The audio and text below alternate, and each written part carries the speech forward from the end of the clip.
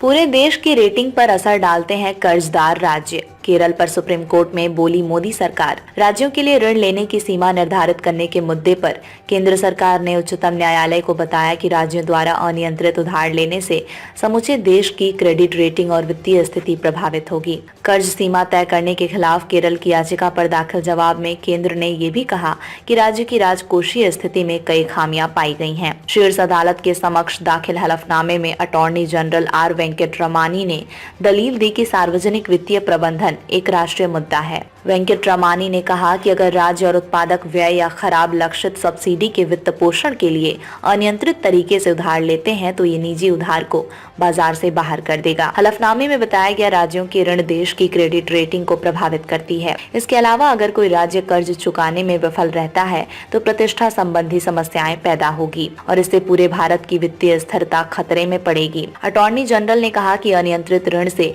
निजी उद्योगों की ऋण लागत बढ़ जाएगी और इससे बाजार में वस्तुओं व सेवाओं के उत्पादन और आपूर्ति पर प्रतिकूल प्रभाव पड़ेगा। हलफनामे के मुताबिक अधिक ऋण लेने के परिणाम स्वरूप राज्य की ऋण भुगतान देनदारियों में वृद्धि होगी और विकास कार्यों के लिए धन की उपलब्धता कम हो जाएगी, जिससे लोगों का विकास बाधित होगा और राज्य की आय को हानि पहुंचेगी।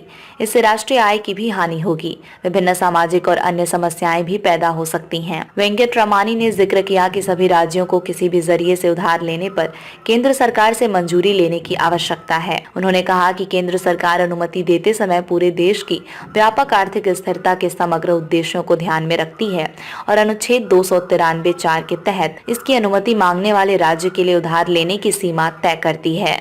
अटॉर्नी जनरल ने कहा कि राज्यों की उधार सीमा वित्त आयोग की सिफारिशों द्वारा निर्देशित गैर भेदभावपूर्ण और पारदर्शी तरीके से तय की जाती है। शीर्ष अदालत ने केरल सरकार की एक याचिका पर केंद्र से 2 सप्ताह में जवाब देने को कहा था, जिस पर अटॉर्नी जनरल ने सरकार का पक्ष रखा। केरल सरकार ने याचिका में आरोप लगाया कि राज्य की ऋण सीमा तय कर केंद्र ने वित्त को विनियमित करने की उसकी विशेष स्वायत्त और पूर्ण शक्तियों के प्रयोग में हस्तक्षेप किया है। शीर्ष अदालत ने 12 जनवरी को केरल सरकार द्वारा दायर याचिका पर केंद्र से जवाब मांगा था।